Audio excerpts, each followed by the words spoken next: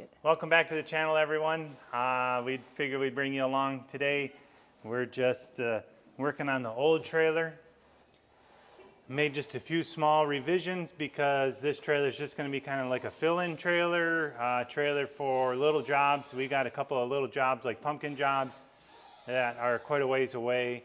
So rather than dragging the new large trailer that's considerably heavier, and we don't fly off of the top to do pumpkins. So we're just going to get this kind of set up as our little runaround trailer. So I moved the tanks to make it more comfortable to work around the trailer. And had a little bit of time off today. It's 4th of July weekend, so Happy 4th of July. yes, happy Independence Day. We're trying to get this buttoned up. Obviously, we're coming up to the busy season with corn fungicide, so this may also be used as a second unit out in the field for corn. So kind of been so busy and everything else that this has kind of been on the back burner, but we got to get it ready to go here. So we took it all apart, we winterized it, but in order to work on the new trailer, we pulled this trailer outside and it had been sitting, and I didn't want my pumps in the weather. And we actually used it for a parade, which was a Christmas time parade. So I took the pumps off. Now I'm just reassembling everything with a couple of little revisions, and we're going to get it back in working order here and get it on the road is the plan. So Yeah. just need a few minutes to move a few things around, get a generator up on there. Which generator are you going to put on here? Well, we got the Predator, the old one. That's the new one there on the new trailer. Yep. We got the old Predator over there in the front of the shop.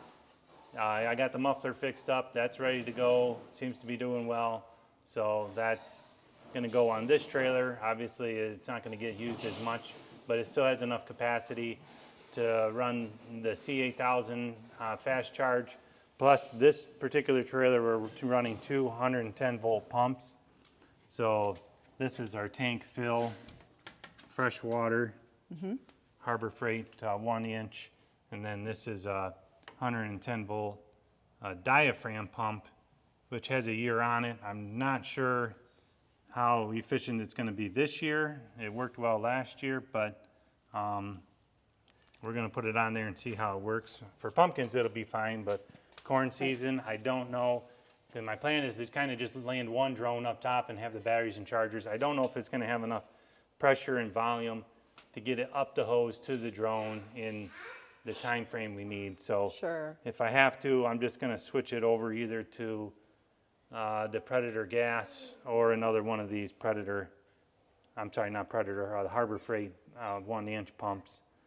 But I am going to have it hooked up to a remote switch so we can turn it on and off so it's not running constantly. That's kind of the thing with the electric pumps and your agitation, your recirculation and your drone fill. You can't run them all day long. They get hot, and they're not really designed for that. So to have it on and off is helpful, which that was your task last year. Yes, it was. So this was your work zone down here, batteries, I hose. spent a lot of time sitting back here. Yeah, this switch on and off, and this valve open and closed. Yeah. So I guess, and it worked well. It did. Worked really well. It was a good starter outfit, and Yep. I'm thankful for that. And we learned a lot and what we wanted to do for improvements, and Right. Trailer even then, efficiency. yeah, You for know, we sure. learned a lot what we needed to upgrade to make better, and then obviously we, build the new trailer. So A little bit of dish soap on your hose connections really helps them slide on the hose barbs. So yeah. that's a little tidbit there that probably a lot of guys are familiar with, but I know some guys were struggling with like this 2 inch ribbed bumblebee hose. This blue here that we got, you put a little bit of soap on there, it slides right on. I know some of it we had to heat, but Nice. yep. Yeah, one particular upgrade from this trailer to the new trailer is the actual fill hose itself. Yeah, Right. yeah, on a hose reel. I hated this hose. I think I complained about it probably every day. I thought about getting a hose reel for this trailer. I just don't know if it's going to get used enough to make So- it cost effective. You know, This is 3/4 inch hose. We tried 1 inch hose and it was just too heavy and bulky to be pulling out all the time. So this is 3/4 inch. 3/4 inch to drone fill and then 1 inch back to recirculation. But Yep. I guess we'll see how it does pumping up. You know, that's, Sure. you know, on the ground, it worked great. We could fill the drone with this style pump on the ground in less than a minute through my ball valve, you know, not Okay. an auto shut-off valve, through a 1/4 turn ball valve. This trailer also has got like the drop dovetail on it, which we got hung up a couple times. Yep. So that was why we went with a high clearance trailer. Right. But still, the deck over is still a good trailer, and it's plenty heavy enough that this trailer worked fine. So rather than, I think, hard plumbing, threading everything in, I got quick connect or cam lock couplers on my pump. So I've got another hose fitting over there that goes to my fill and then to my hose. And I can put that back together, but I think I'm going to put a cam lock on there, so if we have an issue with the pump, I can just disconnect, swap out a pump, and I'm ready to go. Gotcha. I did have a filter here. It's just filtering our fresh water, but we didn't have any issues last year. It was just kind of an extra thing, so I just, for the use this trailer's going to get, I just went without it for now. Sure. I will mention one thing. And somebody had posted it on the Facebook group, was the fill plugs or the bleed plugs that go on here, they're plastic. And this year, on both the new pump and the old pump, we were working them pretty hard, and I didn't have an issue at all last year, and I'm not sure what I was using one on chemical, so I don't know if we had a chemical reaction and weakened it, but it gets very small hairline cracks, and it just spews out in all directions. So I had to order these metal. They're from a hydraulic, online hydraulic shop. And it's a 22 millimeter. Don't take my word for that, but I think I have the information over there. And we can, if somebody's interested, reach out to us and I can tell you what you need, because it's not a standard thread. It's not a pipe thread. It's a very goofy thread. And then there's actually an O-ring seal, so you need to make sure that you get the correct one with a lip and an O-ring seal, and put the metal ones on there. Took care of that. So I did see where somebody had posted in the Facebook group online about that being an issue. We didn't have an issue until a month ago, and so I went ahead and we were working with what we had, but then it almost took 2 to 3 weeks. You had to call them. Oh, right. They showed they had them in stock and they were shipped, but very slow getting here. So Yeah. I guess I got to get a new hose trigger handle for the hose head there, because we stole it off. We scavenged parts off of this one to get the other one going. So now we got to piece everything back together. I guess I can get my ball valve put on this hose. Okay. What's the length on this trailer, by the way? This one, the old trailer. It's 20 feet. Okay. Yeah, it's 16 feet of the flat deck from here back there, and then it's, you know, the deck comes up, and I put a piece of plywood down because of the ramps, and it's an additional 4 feet. So Right. it's 20-foot total length on this deck, and then I think I went a couple of feet ahead on the front. You can see the difference in And the back is length. The back is flush for the flight deck. Don't forget your hose clamp.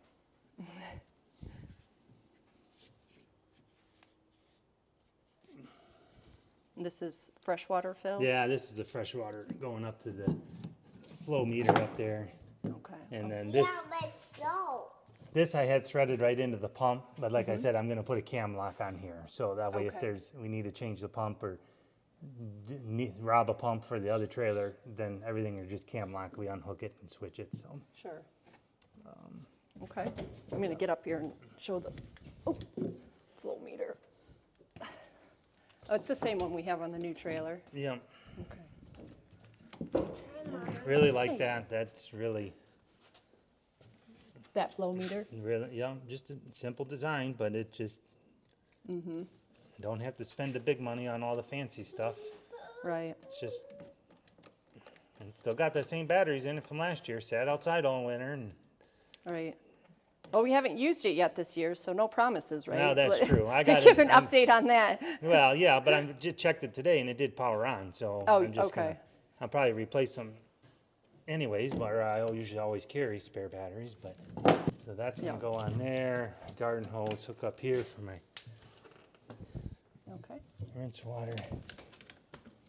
Also a huge bonus to be able to have a hose, you know, with fresh water, as long as your fill hose, and then if you need to rinse out your drones or whatever, fresh water is Right. always helpful.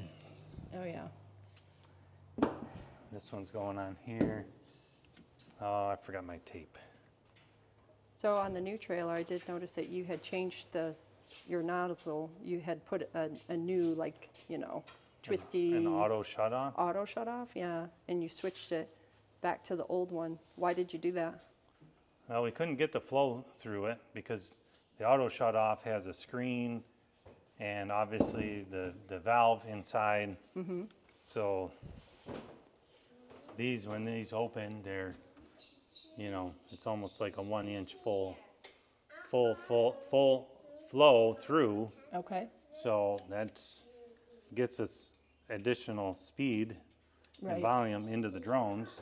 Sure. And not only that, with the extra mechanics and the little mesh screen that protect the mechanics and the valve inside the auto shut off was causing it to foam more. So, and anybody that operates drones knows that foam in your drone tank severely decreases your capacity. So, Oh, yeah. Oh, is that annoying too? Always carry defoamer with you. That's yeah, and watch your agitation. You know, I spoke with a customer last week, and he said my agitation was pretty aggressive.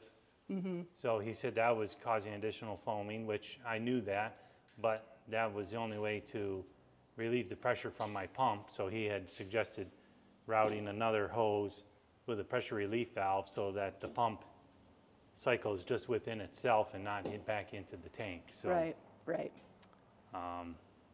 another little bit of helpful information, but then again, the more you add into the system, the more you have to clean. Sure. So the more Yep. that you're going to get residue buildup, and that's a concern with our drones because we're always switching between crops and Yeah. herbicides to fungicides, and we don't need a mistake. Okay, I did want to mention just one other thing, that with this chemical rated diaphragm pump, it wasn't an issue last year like we were having an issue this year with the vortex and the pump losing prime. Obviously, you know, is an issue that slows you down, and then you got to wait for everything to settle out. This diaphragm style pump, which I probably wouldn't recommend for thousands and thousands and thousands of acres, but that is an advantage to it, is that it'll suck this tank completely dry, and then it'll also pump through the hose, and it'll pump air, and it'll essentially pump out your hose, flush your hose with air. And so that was kind of a nice thing that I miss with the other style, the impeller style pumps. So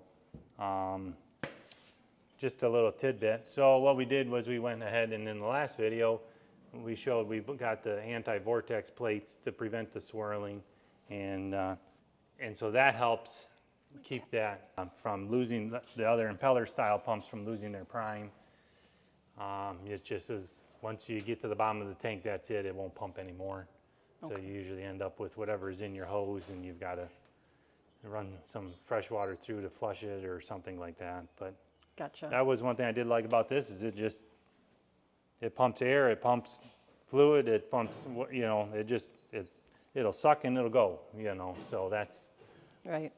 And then it is high volume. It's got the 2-inch intake right on it, so it's a 2-inch to 2-inch. But we'll see. We'll get some water in it and see how it functions. Like I said, I'd like to see how it pumps up to the Right. drone up top. So. Yeah. But my agitation is through a 1-inch hose and a 1-inch nozzle on the inside, and it still has lots of pressure. So I'm happy with it, and I was surprised it worked as well as it did last year, and did as many acres as we did with this.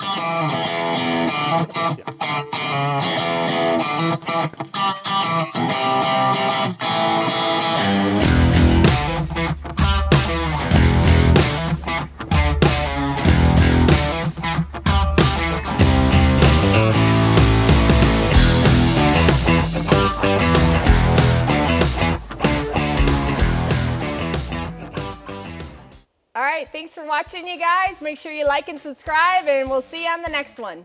See ya. I'm going in the air conditioning. Woo! Careful. Ow. Careful. That's okay. I told Adam to watch right. it. I didn't. I stepped back to get a better view. Ow. Okay. I'm going to put my foot on it so that I don't. All right. Go ahead. Do All that right. again. Sorry. It's okay. I'm going to have a bruise on my shin from that. So I did take the filter off, and last year we had it out. I just caught my leg on that. I Wow. did that earlier. You got to watch trash it. That board. thing is really dangerous.